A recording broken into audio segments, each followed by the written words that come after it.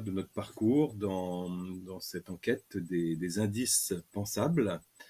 Hein, pour ceux qui ne connaissent pas encore les albums BD, voilà, il y a toute cette série hein, qui s'appelle Les Indispensables, dont le tome 1 à 5 retrace la grande enquête, la recherche d'indices sur le monde, sur l'univers, pour essayer voilà, de confronter au réel les grands courants de la pensée et voir comment nous avons été libérés par les sciences expérimentales d'un certain nombre de fausses croyances, il peut en rester encore.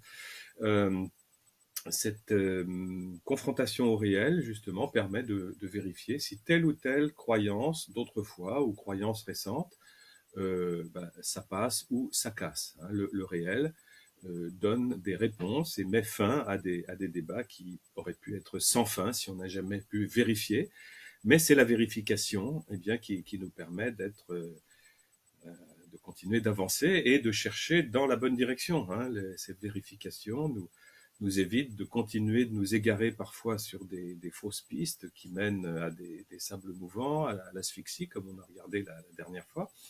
Et, ce parcours nous libère, plutôt cette confrontation au réel nous libère des fausses croyances. Voilà. Et nous montre, encore une fois, la bonne direction. Alors, maintenant, donc, nous avons beaucoup avancé. Nous avons vu que l'hypothèse, dans le tiroir au milieu, le tiroir des hypothèses, l'hypothèse que le Dieu de la Bible et de Jésus-Christ, puisque c'est le même, que l'hypothèse du Dieu de la Bible soit le vrai, eh bien, cette hypothèse est de plus en plus du côté rationnel. Hein, on l'a vu, puisque les récits des Hébreux sont les seuls vraiment compatibles avec le réel. Ils ne savent pas tout, ils ne connaissent pas tout, mais ce qu'ils affirment, ça tient la route, c'est compatible, alors que les différents récits des différentes civilisations que nous avons regardés dans les épisodes précédents, eh bien, voilà, parlent tout à fait d'autre chose que du monde réel. Alors que les Hébreux, à la même époque, eux, et voilà, sont compatibles. Alors maintenant, nous allons donc regarder, toujours dans le tiroir des réponses, tout ce que nous apportent les sciences expérimentales sur une connaissance de notre univers, pour essayer là aussi de réfléchir, de tirer peut-être des conclusions sur la façon dont notre univers a été construit ou s'est construit, hein, selon les goûts. Mais enfin, encore une fois, on va adopter l'hypothèse d'un créateur bienveillant. Hein. Voilà, comment cet univers a été construit. Et la première chose qui saute aux yeux, c'est évidemment le fait qu'il est construit par étapes. Et que ces étapes sont très longues. Hein, dans les premiers temps, ça se compte en milliards d'années. Ces étapes sont très longues et elles sont compatibles avec ce que nous dit le récit biblique de la création, où justement des adversaires comme Proclus, les néoplatoniciens qui détestaient la Bible des Hébreux, le Dieu des Hébreux et des chrétiens et tout ça, les accusaient d'avoir un Dieu impuissant qui n'était pas capable de créer plus vite que ça. Hein, et qu'un Dieu qui crée par étapes, non pas en une semaine, nous avons vu que c'était une fausse croyance, une mauvaise traduction de parler d'une semaine. Les 6 jours ne sont pas 6 jours voilà, comme les nôtres de 24 heures. Ce sont des longues étapes et ces journées sont globalement, on va dire, compatibles avec le réel que les sciences les plus récentes nous apportent, comme d'ailleurs le fait que il y a de la lumière dans l'univers avant notre Soleil, qui n'est créé qu'à la 4e étape, ainsi que la Lune. Il y avait déjà de la lumière dans l'univers, puisque les Hébreux nous disent que la lumière soit et la lumière fut, et ça c'est dès l'étape numéro 1. Alors, on s'est moqué d'eux, comme d'habitude, on les a persécutés pour ce genre de choses, les pauvres Hébreux ou Juifs plus récents. Et en réalité, aujourd'hui, les sciences les plus sophistiquées, l'astrophysique, étudient cette phrase et nous disent, mais c'est vrai, comment est-ce qu'ils l'ont su? Comment est-ce qu'ils ont su quelque chose que nous venons d'apprendre depuis peu, que le Soleil est récent, il n'a que 4,5 ou 5 milliards d'années, notre Soleil, parce qu'il y a plein de soleils ailleurs, et l'univers lui-même, eh bien, était rempli de lumière dès les premiers temps c'est-à-dire 380 000 ans avec le Big Bang. C'est ça qu'on appelle le fond diffus cosmologique. Mais déjà, dès le Big Bang quasiment, dès les premières secondes connues, eh bien, il y a des photons lumineux qui envahissent tout, mais qui sont captés par les électrons. Bon. Donc, vous voyez, les Hébreux nous étonnent par leur connaissance, et si on leur demande comment ils le savent, ils disent que ce sont les prophètes qui les ont documentés. Bien sûr, les prophètes confirmés et validés, pas les escrocs ou les imposteurs. Alors, nous allons revoir donc justement à partir de ce Big Bang, qui est daté aujourd'hui d'à peu près 13,81 milliards d'années, que nous connaissons non pas depuis l'instant zéro, mais depuis la première seconde qui suit avec 42 zéros après la virgule. C'est ce qu'on appelle 10 puissance moins 43. Nous pouvons connaître ce qui se passe à partir de ce moment-là, parce que les 4 grandes forces qui régissent l'univers sont visibles. Et c'est le problème. Tout le monde cherche l'équation entre la physique newtonienne et la physique quantique, et puis la théorie de la relativité. Bref, pour le moment, voilà ce que nous savons. Et alors, à partir de cette inflation, comme on dit, de cette expansion, au début, l'univers est donc tout petit, il tient dans un dé à coudre, et toute son énergie et sa chaleur sont dans un dé à coudre, ça ne dure pas longtemps, mais évidemment, vous allez dire, comment est-ce que les planètes, les galaxies peuvent tenir dans un dé à coudre? Eh bien, je vous rassure, elles ne sont pas là. Il n'y a aucune planète, aucune galaxie, aucun soleil, aucune étoile à ce moment-là. Il n'y a que de la chaleur, de la lumière, de l'énergie et peut-être de l'information. En tout cas, les 4 grandes forces sont réglées de telle sorte que les choses vont pouvoir se dérouler et s'enclencher un peu même de façon tout à fait naturelle. Hein, et qu'est-ce qu'on va découvrir? Eh bien que dès le Big Bang, il y a des particules élémentaires qui sont constituées. On avait pensé qu'il y aurait certainement Higgs et son équipe avait pensé qu'il y avait un certain boson qui avait dû exister dès les premiers temps. On a réussi à le retrouver, autrement dit, l'hypothèse du boson manquant est confirmée. Et donc, cette hypothèse du tiroir des hypothèses change de tiroir pour aller dans les réponses. On n'a pas toutes les réponses, mais on en a beaucoup. Alors, il y a des particules, voilà. Et puis, nous apprenons que 380 000 ans après le Big Bang, vous voyez, alors, j'oubliais de dire, dans les premières secondes, il commence à se passer ce qu'on appelle une nucléosynthèse. Une nucléosynthèse qui va permettre la fabrication des atomes. La fabrication des atomes, eh bien finalement, je vais laisser quelqu'un que vous connaissez peut-être déjà, qui s'appelle Dimitri Mendeleïev. Pour tous ceux qui sont allés au lycée, voilà, ça va leur rappeler évidemment quelque chose. Mendeleïev, puisqu'il a fait ce qu'on appelle le tableau périodique des éléments. Alors, on va le lancer. Je m'appelle Dimitri Mendeleïev. En 1869, j'ai construit une classification des atomes sur un tableau qui porte mon nom, mais un tableau de Mendeleïev. Aujourd'hui, on étudie ça au lycée. Vous voyez, ils sont classés de façon logique, de 1 à 103, d'après leur numéro atomique, qui est le nombre de leurs protons. D'accord? Eh bien, il se trouve qu'au XXe siècle, mes successeurs vont faire une découverte révolutionnaire. Mon tableau n'est pas seulement logique, il est aussi chronologique. Figurez-vous que le numéro de chaque atome correspond à son ordre d'apparition dans l'histoire de l'univers. Alors, hydrogène 1, hélium 2, et ainsi de suite. Alors, c'est très intéressant parce que on a longtemps cru que les atomes étaient éternels et on voit qu'ils ne le sont pas. Le premier atome apparu, on le saura beaucoup plus tard que moi, j'étais déjà mort depuis longtemps, on le saura beaucoup plus tard que le premier atome, c'est l'atome d'hydrogène, le 1, comme son nom l'indique, qui est apparu en premier. Et nous avons la date vers la fin du XXe siècle, il est apparu 380 000 ans après le Big Bang. Voilà, on le voit, on le sait maintenant. Donc il fut tout un temps, pendant 380 000 ans, où il n'y avait pas un seul atome dans l'univers, et donc nous savons maintenant que les atomes ne sont pas éternels. C'est une découverte qui est importante pour réfléchir sur les différents courants de l'ontologie.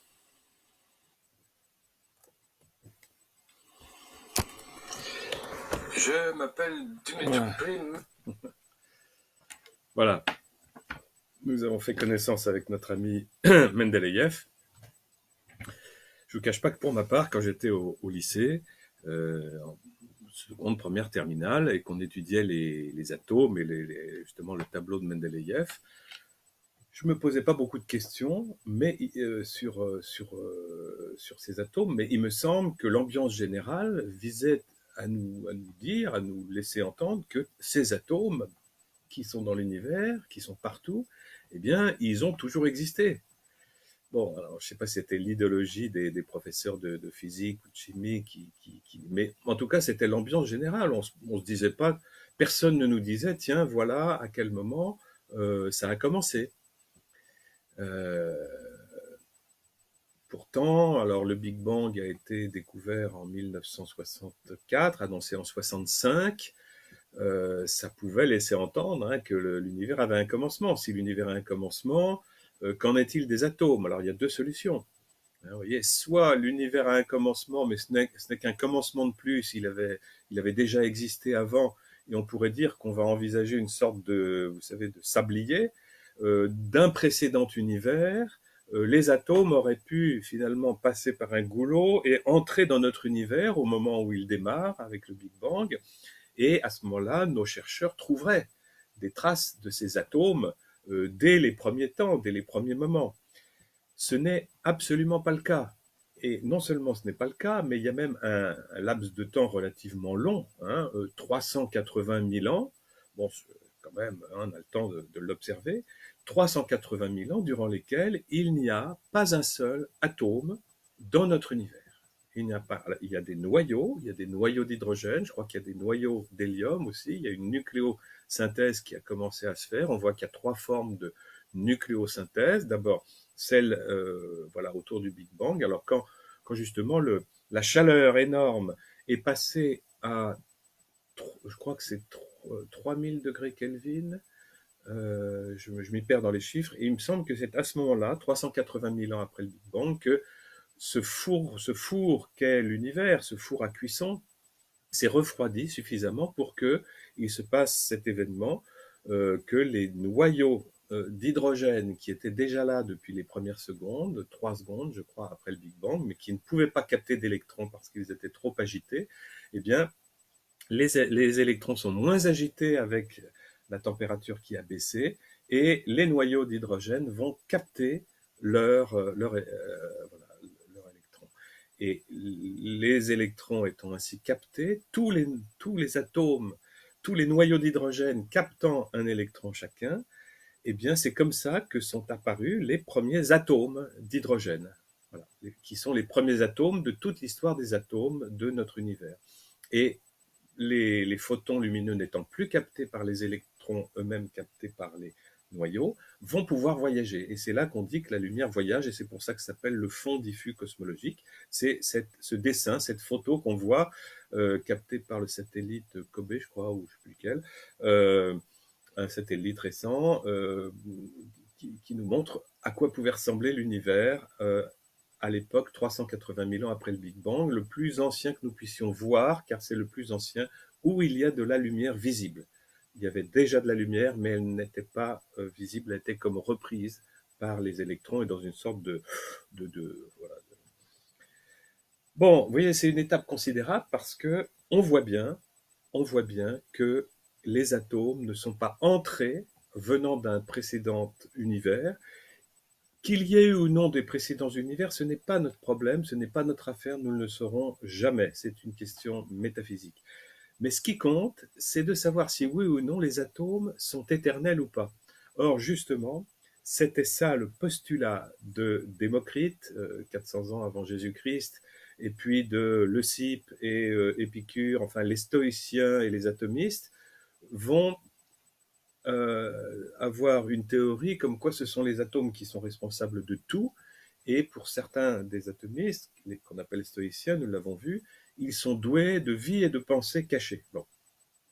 Mais pour que ça fonctionne, ce système, pour que les atomes soient réellement l'être absolu de Parménide, c'est-à-dire qui n'a pas qui ne dépend de personne, qui a toujours existé, et bien justement, il faudrait que les atomes aient toujours existé. Il faut absolument qu'ils aient toujours existé, et s'ils ont toujours existé, eh bien, ils devraient avoir toujours existé dans notre univers aussi. S'ils étaient déjà dans des univers précédents et qu'ils entrent dans le nôtre, leur entrée doit être éternelle. Alors que là, nous voyons qu'ils ne font pas une entrée tout beau, tout habillé avec un nœud papillon.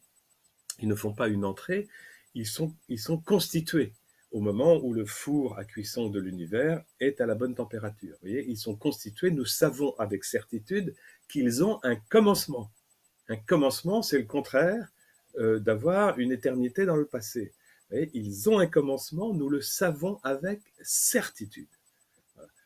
Ça, c'est très important si nous voulons chercher la vérité. Moi, ça me fait réfléchir, ça me fait changer d'option parfois, ce genre de choses. Une nouvelle découverte peut nous faire voilà, changer d'option tout simplement parce qu'on ne va pas rester comme des idiots dans nos fausses croyances. Certains aiment bien faire ça, mais on comprend mal. Alors, après, vous voyez, il y a cette étape considérable de l'apparition, la constitution des premiers atomes, les plus simples, le 1, hydrogène. Et à partir de cette constitution, comme nous le disait Mendeleïev, nous allons observer dans toute la suite de l'histoire de l'univers jusqu'à nous, nous allons observer l'évolution des atomes. Parce qu'il y a une véritable évolution des atomes, comme le disait Mendeleïev, son tableau est logique, hein, il utilise les masses atomiques, je ne sais plus très bien, je crois que c'est comme ça qu'on dit. Mais en tout cas, les autres atomes sont créés, sont apparus petit à petit dans l'ordre de la table de Mendeleïev, qui est une table à la fois logique, mais maintenant aussi chronologique. Alors, la nucléosynthèse, par définition, ça veut dire création des noyaux atomiques, etc. Il y a une nucléosynthèse primordiale, et puis il y aura une nucléosynthèse stellaire. À l'intérieur du cœur des étoiles vont se créer les atomes plus lourds, qui ne pouvaient pas être faits de cette façon avec la nucléosynthèse primordiale à partir du Big Bang. Et puis il y aura ensuite encore un troisième processus de spallation dans le gaz interstellaire, où là aussi il se passe des événements. Voilà. Alors, 15 minutes après le Big Bang, la nucléosynthèse primordiale est déjà éteinte. L'univers est complètement ionisé. Bon, je vais vous passer tous ces détails-là. Mais la température baissant, elle a rendu les fusions ultérieures possibles à 1 million de degrés Kelvin. Bon. Alors, la nucléosynthèse stellaire prend le relais.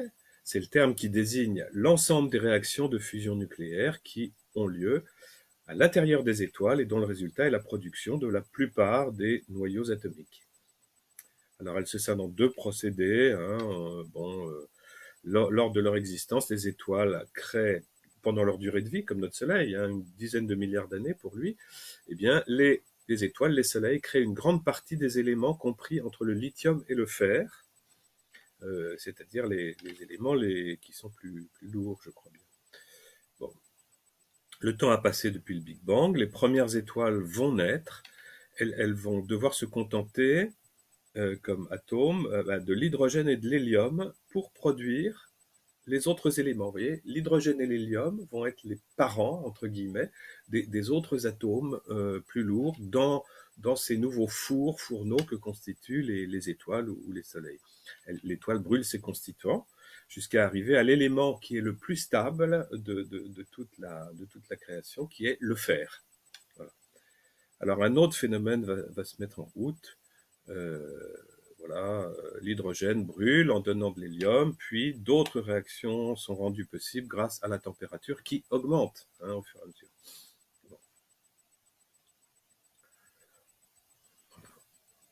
Okay, alors justement, une fois l'hydrogène brûlé, le cœur des étoiles est très chaud. Cela autorise la transformation d'hélium en éléments plus lourds. Et c'est comme à chaque fois comme un four à cuisson. La fusion de l'hélium se traduit en carbone. C'est une réaction triple alpha. Et il y a de plus en plus contraction de la matière au centre. Voilà. Alors, on verra la combustion de l'hélium. Le cœur de l'étoile dépasse le milliard de degrés Kelvin, pouvant former du sodium, du néon, du magnésium. Les éléments sont créés petit à petit dans l'ordre de la table de Mendeleïev. Les atomes d'oxygène fusionnent entre eux, produisant le phosphore et le silicium. Puis, on va voir apparaître, lors de cette phase, un grand nombre d'éléments tels que le chlore, l'argon, le potassium, le calcium, le titane. Vous voyez, là, il y a un très très bon site qui raconte ça. Je vous y renvoie. Il s'appelle GeoWiki. Vous voyez, c'est là-dessus que je suis en train de me documenter. Voilà.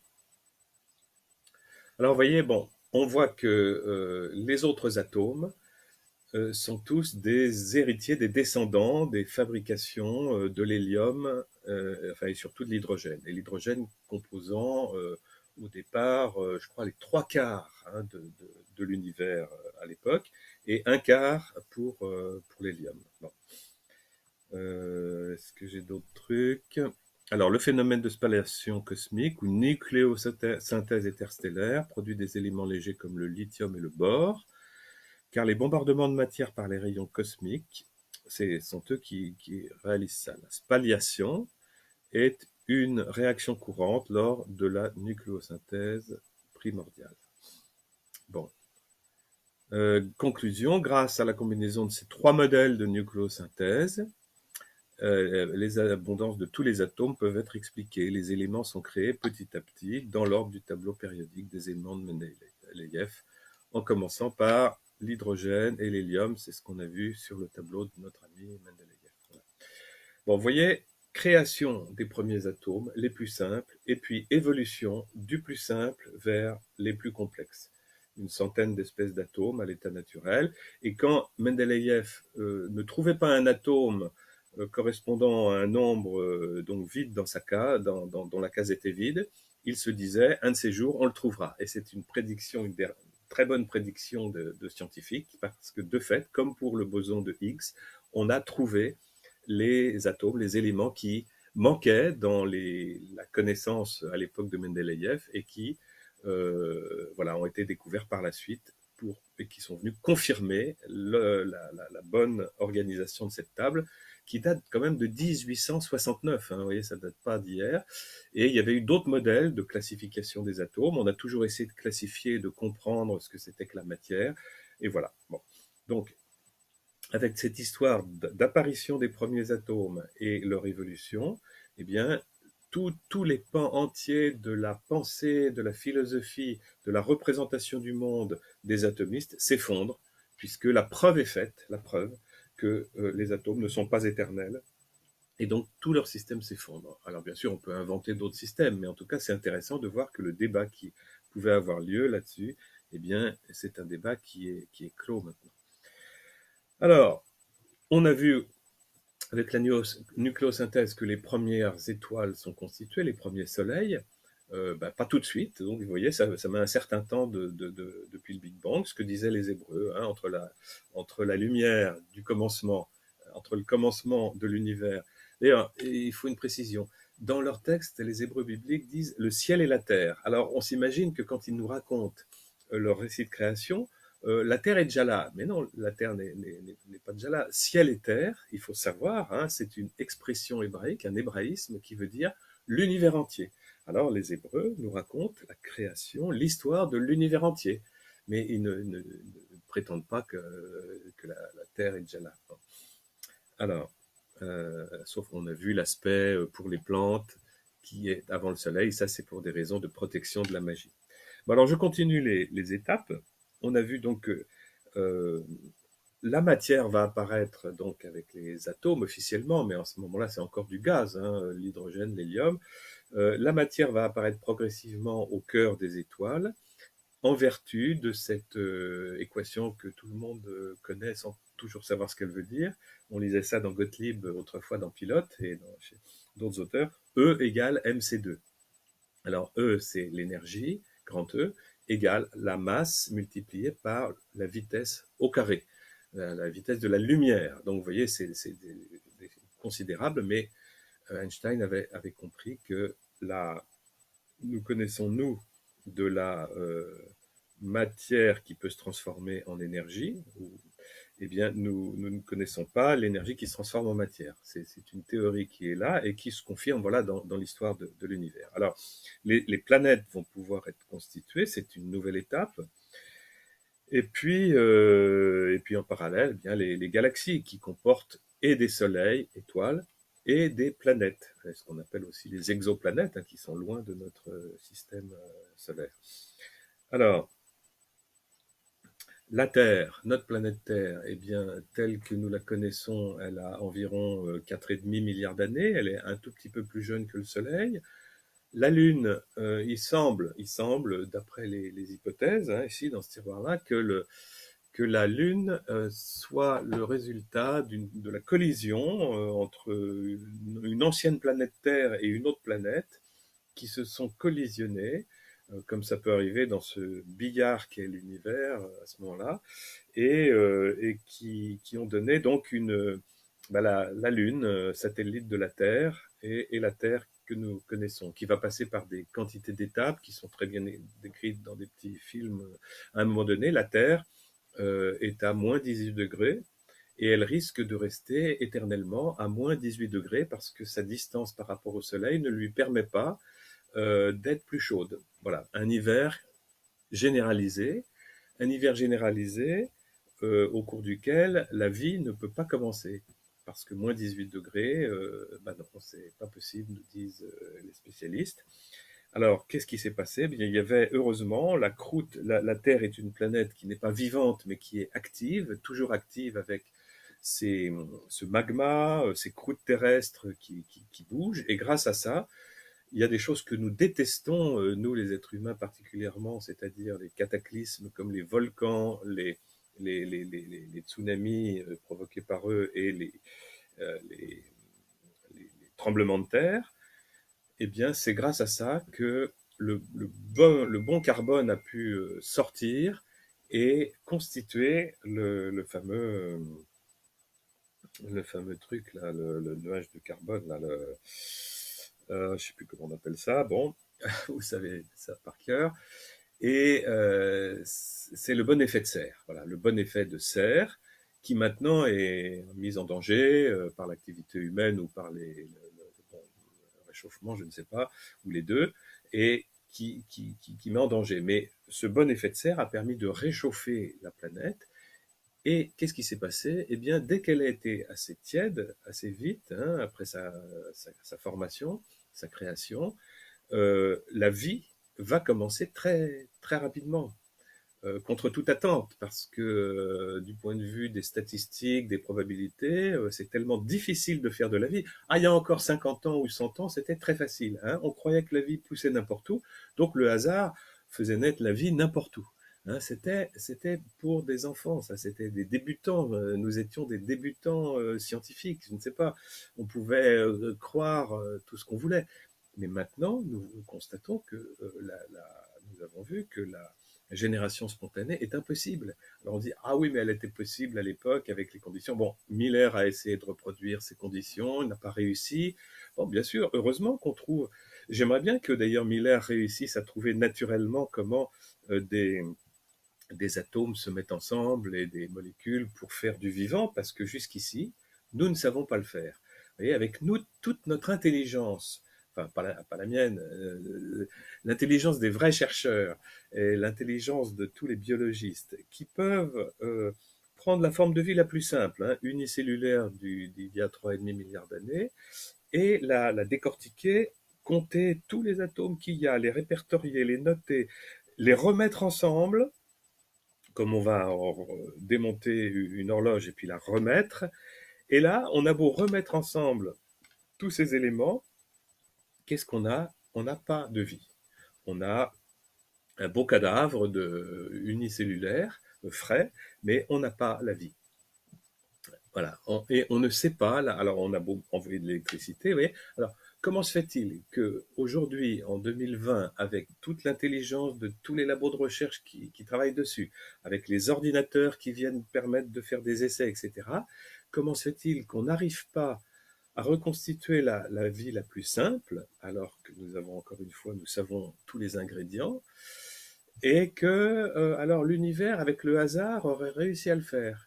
Ah, le hasard a beaucoup plus de temps que nous, mais non, pas tant que ça, puisque la Terre, c'est assez vite que la vie a commencé à apparaître. Vous voyez, donc ce thème du hasard nous revient en pleine figure.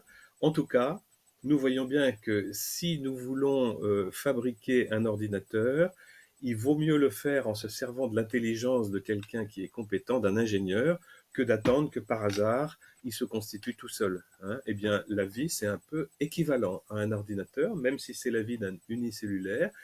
En général, on comprend assez facilement qu'il vaut mieux de l'intelligence. Qu'elle soit d'ailleurs d'un extraterrestre ou d'un dieu, s'il y a des gens qui sont allergiques à l'idée d'un dieu créateur, mais on voit bien qu'en tout cas, il faut de l'intelligence. Voilà. Après, on verra que s'il y a un ou plusieurs extraterrestres, une ou plusieurs intelligences extraterrestres qui ont fait ça, eh bien, ça devrait se vérifier. Il y a des choses qu'on peut quand même, non pas approcher avec des preuves, mais avec des indices, et c'est ce que nous faisons dans l'enquête. Bon. Alors, vous voyez, les atomes, nous avons vu leur création et leur évolution. Alors, leur évolution se traduit par une centaine d'espèces d'atomes, et ces atomes vont ensuite connaître, on va observer une deuxième création, entre guillemets, et une deuxième évolution, c'est les molécules. Alors, ce qu'on appelle les molécules, vous le savez, c'est plusieurs atomes qui se mettent ensemble. Alors, il y en a qui sont assez habitués à se mettre assez naturellement ensemble. Par exemple, c'est H2O. Alors, H2, deux atomes d'hydrogène, O, un atome d'oxygène, et ça fait une molécule que nous connaissons tous, c'est les molécules d'eau. Alors, les molécules d'eau contiennent de l'hydrogène et de l'oxygène, ça leur suffit pour faire de l'eau. Et on voit bien qu'il est assez naturel pour ces atomes de se mettre ensemble, comme si une loi de la nature, alors vous savez, on employait un mot autrefois qui était les atomes crochus. On pensait que H2 et O, qui avaient tendance très facilement à s'organiser ensemble, eh bien, avaient des atomes crochus. Après, on dit des fiancés, ils ont des atomes crochus parce qu'ils vont bien ensemble, ils s'aiment, ils ne peuvent pas se séparer. Voilà. Alors, bon, bah écoutez, c'est en tout cas, s'il y a des lois de la nature qui font que H2 et O se mettent facilement ensemble, et non pas H8 ou H2 ou H3, bon, et autres. Vous voyez, c'est que vraisemblablement, des lois de la nature ont été pensées pour que ça se passe comme ça. En tout cas, c'est plus facile de le faire en pensant que d'attendre que ça se fasse tout seul. Voilà. Comme la gravitation d'eau. Alors, ensuite, il y a une évolution des molécules, et ces molécules, à partir du moment où on a quand plusieurs molécules se mettent ensemble, ça fait des macromolécules, des molécules géantes. Bon, et lorsqu'on a des macromolécules, j'espère que c'est le bon terme, en tout cas des grosses molécules comme adénine, guanine, cytosine, thymine, éventuellement uracile pour remplacer l'une des trois, eh bien ces molécules-là constituent l'alphabet des vivants. Autrement dit, à partir du moment où ces molécules, grâce à des brassages, grâce à de la chaleur, grâce à des attractions, se mettent ensemble, eh bien, nous allons avoir les lettres de l'alphabet de tous les vivants, depuis le monocellulaire jusqu'à l'être humain. Et ça, eh bien, vous voyez, c'est une évolution des molécules qui est très intéressante, parce qu'une fois qu'il y a ces molécules-là, il n'y a pas besoin d'autres molécules particulières pour pour la planète Terre, et l'évolution des molécules s'arrête, de même qu'elle s'arrête au bout d'un certain nombre d'atomes dans le tableau de Mendeleïev. Il n'y a pas de nouveaux atomes, sauf ceux que les hommes et les femmes en laboratoire arrivent à fabriquer provisoirement et artificiellement, de même que les molécules, le plastique, molécule de plastique, si j'ai bien compris, n'est absolument pas naturelle, hein, c'est une molécule de synthèse, et les molécules des différents plastiques sont fabriquées par les êtres humains. Et pour ça, il a fallu de l'intelligence. Ah, il y a peut-être eu du hasard, il y a peut-être eu de la chance, comme un gâteau qui est mal fait, une tarte renversée, je sais pas quoi. Mais ce qui compte, c'est pas la malchance qui fait que, ou la chance qui fait que quelque chose se passe, une erreur se produit. Ce qui compte, c'est l'intelligence du cuisinier ou l'intelligence du chimiste pour tirer profit de cette trouvaille arrivée de façon impromptue. Voilà. Qu'elle arrive de façon impromptue, c'est tout à fait normal, hein. Il suffit d'une chute, il suffit un peu trop de chaleur ou quoi. C'est ça, c'est comme le domaine de l'expérimentation. L'intelligence, elle est dans le fait d'en tirer profit et d'en tirer des conclusions astucieuses. Bon. Alors, vous voyez, alors, début de l'univers, au commencement, Bereshit bara Elohim et Hashamayim ve'et haaretz. Début de l'univers, puis début des atomes, la base de la matière qui va jouer un rôle considérable, la matière, bon, puis création des étoiles, création des planètes, et sur notre planète, nous allons nous intéresser à celle-là, que nous connaissons pas mal, sur notre planète, les atomes continuent d'évoluer, les molécules continuent dans l'univers, mais sur notre planète en particulier, continuent d'évoluer, et il y a 4 molécules grosses qui vont être voilà, le vocabulaire, l'alphabet du vivant. Et pour une raison qu'on ignore, eh bien, la vie va commencer sous forme de unicellulaire, et cette vie va ensuite connaître, elle aussi, une progression du plus simple vers les plus complexes, du plus simple vers les plus complexes, des ramifications foisonnantes. Hein, c'est pas une montée mais dans notre lignée, dans la lignée de l'homme, nous le voyons comme une montée sur un escalier mécanique, si vous voulez. Nos ancêtres sont les monocellulaires, voilà, d'il y a 3,5 milliards d'années, bientôt 4, hein, on dirait, je pense 4,7 ou 8. Pendant 1 milliard d'années, il paraît qu'il reste 100 noyaux, et puis ils vont, pour une raison qu'on ignore, acquérir un noyau. Ils sont toujours dans l'eau, ils sont très nombreux. Ils mangent ceux qui sont morts, ils s'alimentent, puisque tous les vivants ont les mêmes 5 caractéristiques, hein, d'avoir une naissance, une mort, une capacité à se reproduire, qui peut se traduire par la mort d'ailleurs, devoir s'alimenter, capter justement des atomes, des molécules de l'extérieur, ou par la respiration ou l'alimentation, et la dernière capacité, être capable de se réparer. Voilà. Chose que ne font pas les ordinateurs, les vélos, les statues en plastique, etc. Bon, alors vous voyez, ça va du plus simple au plus complexe, l'être humain, 200 milliards de neurones, et c'est passé par des longues étapes. C'est passé par de longues étapes. Alors, dans la lignée de l'homme, on voit bien que ça commence, enfin on peut remonter jusqu'au monocellulaire, mais à un moment donné, ça passe, il y a plusieurs millions d'années, par les vertébrés, puis les reptiles, puis les mammifères, puis les primates, et enfin l'être humain sapiens, qui se distingue de son cousin, de ses cousins chimpanzés et bonobos, qui sont à une distance de 7 millions d'années. Le grand-père, la grand-mère commune ont 7 millions d'années. Voilà.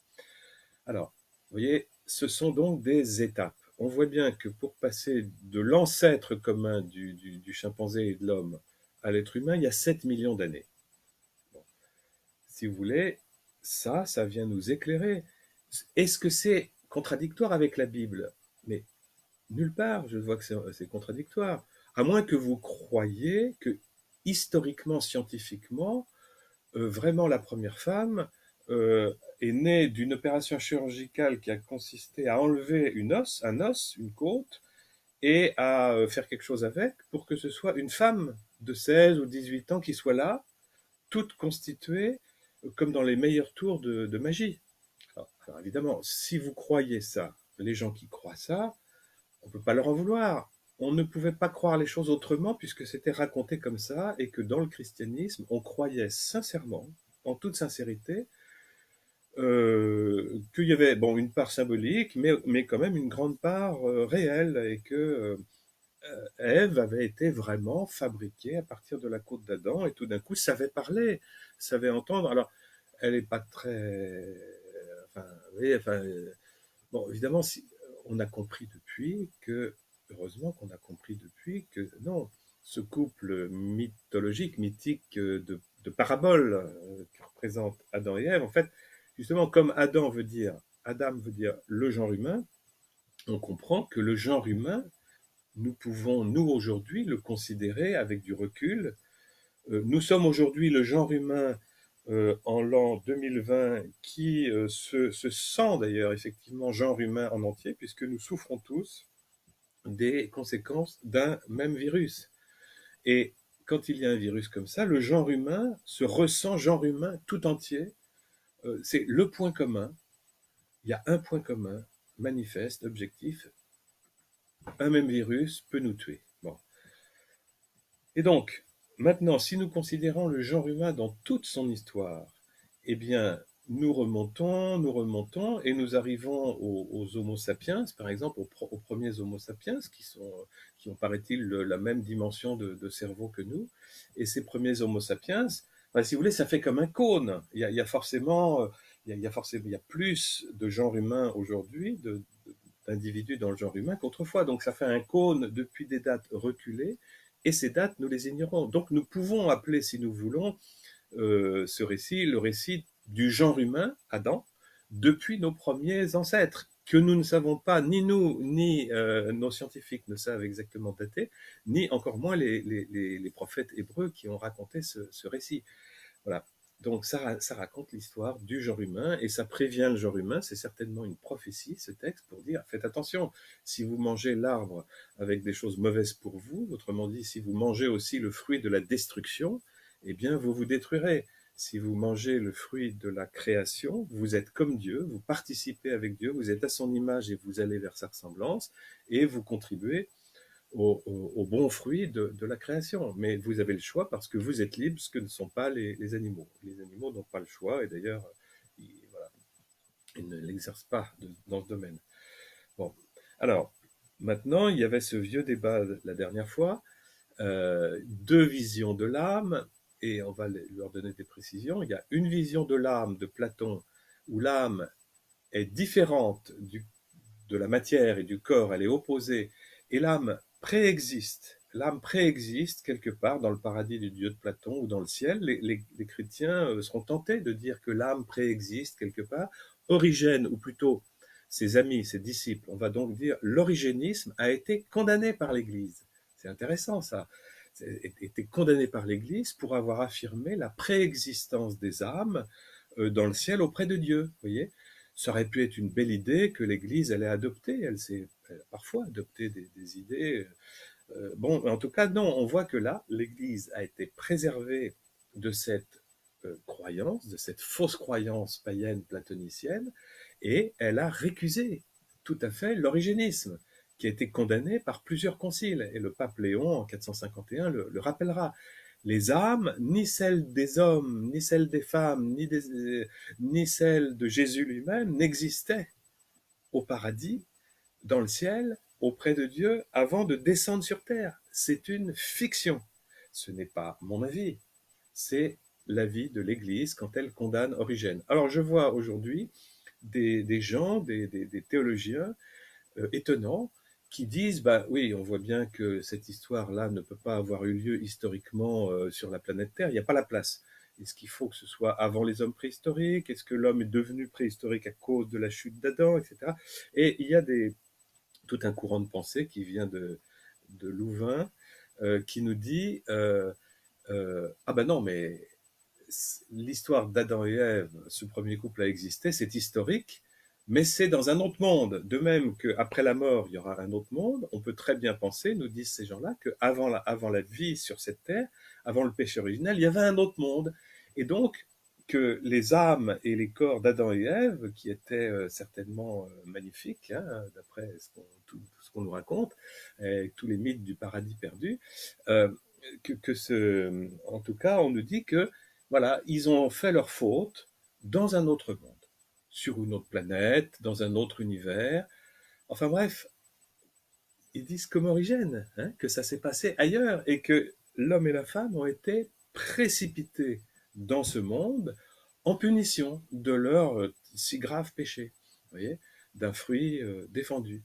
Eh bien, eh bien ça, il faut savoir lire ce récit, qui est un récit d'une grande, grande puissance, d'une grande valeur d'enseignement, hein, il est au début, les rabbins s'y rattachent souvent, les commentateurs de la Bible, même voilà, les évêques, les papes, les conciles qui prennent la Bible des Hébreux comme exemple, trouvent beaucoup de choses dans ce texte des origines, enfin, dans ce récit, mais justement, ne le traitons pas comme on l'a fait avec ignorance.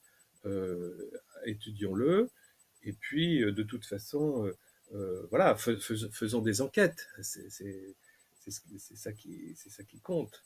Euh, Faisons des enquêtes. On ne peut plus adhérer directement, comme si nous-mêmes n'étions pas invités à réfléchir. Enfin, il me semble que la conscience, ça fait partie de l'enseignement chrétien. Vous voyez, si j'étais né en 400, en l'an 400, si vous étiez né en l'an 400, eh bien, en 418, il y a eu le concile de Carthage, et le concile de Carthage, Saint Augustin, c'est là que pour la première fois, il a fait reconnaître par l'Église son expression qu'il avait inventée lui-même, hein, une belle créativité, le mot péché originel, peccatum originale.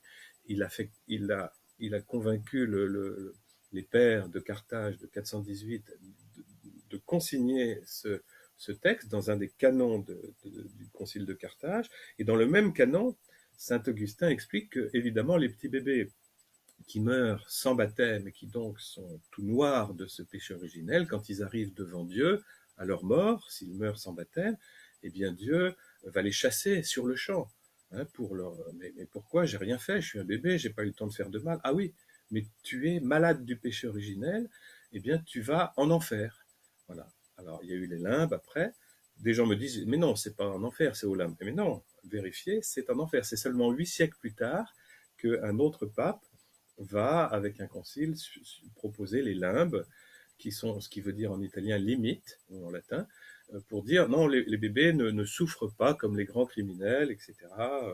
Bon, mais enfin, ils continuent de ne pas bénéficier. Alors, moi, je ne sais pas ce que deviennent les bébés, mais en tout cas, si on me propose une religion, si j'étais né en l'an 400, ben, j'aurais eu 18 ans en l'an 418 au concile de Carthage, et je crois que j'aurais absolument refusé euh, d'adhérer à ça. Vous voyez, donc, parce que on a le droit quand même, c'est notre mission comme dit l'Église, parce que nous sommes à l'image de Dieu, c'est notre mission de poser des questions, de réfléchir, d'enquêter.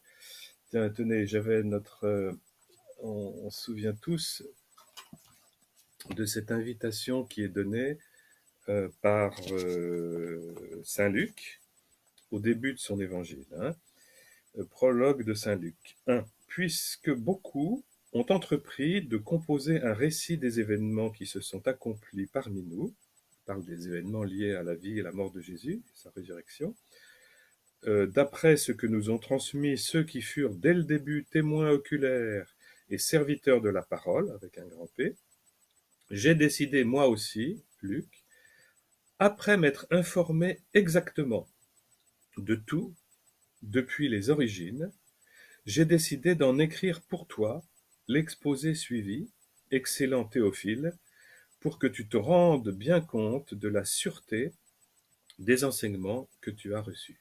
Vous voyez, Saint Luc, comme beaucoup d'autres choses dans l'Église de Rome, nous invite à exercer notre intelligence. Et d'ailleurs, je vous rappelle que le pape Paul VI, en 1966, avait ouvert, avait composé, avait invité un symposium pour travailler sur le péché originel parce qu'il trouvait que ça avait du mal enfin, il y a des choses qui grinçaient. Et donc, l'idée, c'était de travailler sur cette question avec des théologiens, des scientifiques, pour qu'on puisse l'expliquer en tenant compte des exigences de la foi et de la raison.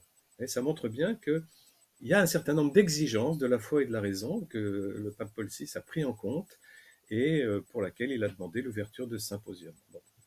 Donc je crois qu'on a le droit de poser des questions, on a le droit de réfléchir, et on a le droit d'attirer l'attention sur des points qui pourraient faire problème. Moi, j'ai pas envie que les enfants de mes enfants apprennent que la mort physique a commencé avec Adam et Ève, parce que déjà aujourd'hui, les petits-enfants de 10 ans savent que la mort existait dans le monde bien avant qu'il y ait les hommes pour faire un péché.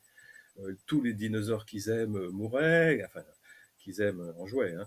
Tous les dinosaures mouraient, tout mourait déjà. Nous savons, tout le monde sait que tout mourait. C'est pas les hommes et la femme, c'est pas Adam et Ève, le couple du départ, qui sont responsables de la mort. Alors on dit, ah mais Saint Paul l'a écrit, c'est là-dessus que Saint Augustin se rattache. Mais, oui, c'est vrai, Saint Paul l'a écrit, mais Saint Paul a écrit qu'il connaît deux sortes de morts, hein. La mort physique, où on va dans le tombeau, et la mort spirituelle, la mort symbolique, que Jésus connaît aussi, puisqu'il dit laissez les morts enterrer leurs morts. Vous voyez, ça montre bien qu'il y a deux sortes de morts. Il y a les morts qui sont en fait quand même là, actifs, qui peuvent enterrer, et puis les vrais morts qu'on enterre. Voilà. Laissez les morts enterrer leurs morts, ton frère qui était mort est revenu à la vie.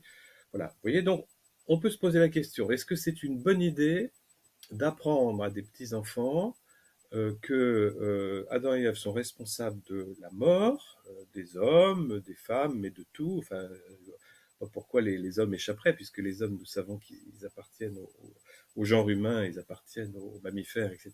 Donc, à partir du moment où il y a des hommes, voilà. Sauf si, évidemment, on les met dans une autre galaxie, et à ce moment-là, on peut raconter tout ce qu'on veut. Hein. Rien n'est vérifiable. On est dans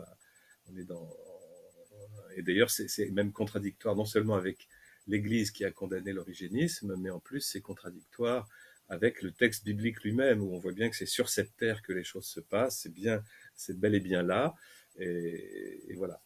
D'autre part, si c'était le cas, si Adam et Ève n'avaient aucun rapport avant leur faute avec nous, on voit mal pourquoi ils ont en eux deux signatures qui montrent qu'ils sont vraiment descendants des animaux et que, ou montants des animaux, qui ne viennent pas, sont pas des. Là, on a fait d'Adam et Ève des extraterrestres, hein, qui sont propulsés dans cette terre comme Platon, comme chez Platon, en fait. C'est exactement le platonisme, c'est pour ça que l'Église l'a refusé. Mais nous avons deux signatures de nos racines, de nos sources, qui sont tous les vivants. Eh bien, c'est dans notre ADN, hein, où il y a les archives de toute ma lignée en remontant jusqu'au monocellulaire, mais pas seulement là, mais dans mon cerveau.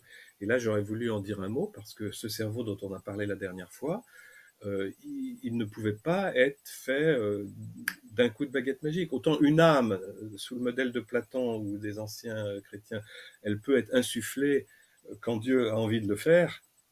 Ça n'a pas de poids, ça ne se mesure pas, ça ne se voit pas. C'est comme si c'était un truc invisible qui dit voilà un être humain. Mais maintenant que nous savons que l'âme est beaucoup plus que ça c'est l'âme de Platon, qui est complètement païenne, enfin, qui n'a pas de consistance dans le réel. Depuis que nous savons, que c'est plutôt ce que disaient les Hébreux bibliques et confirmé par Aristote, mon âme, c'est ce qui construit mon organisme. Voilà. Ça fait un tout. Mon âme, mon corps, c'est mon âme qui donne des instructions aux atomes. Et j'ai en plus un esprit, c'est-à-dire toutes ces capacités qu'on a évoquées,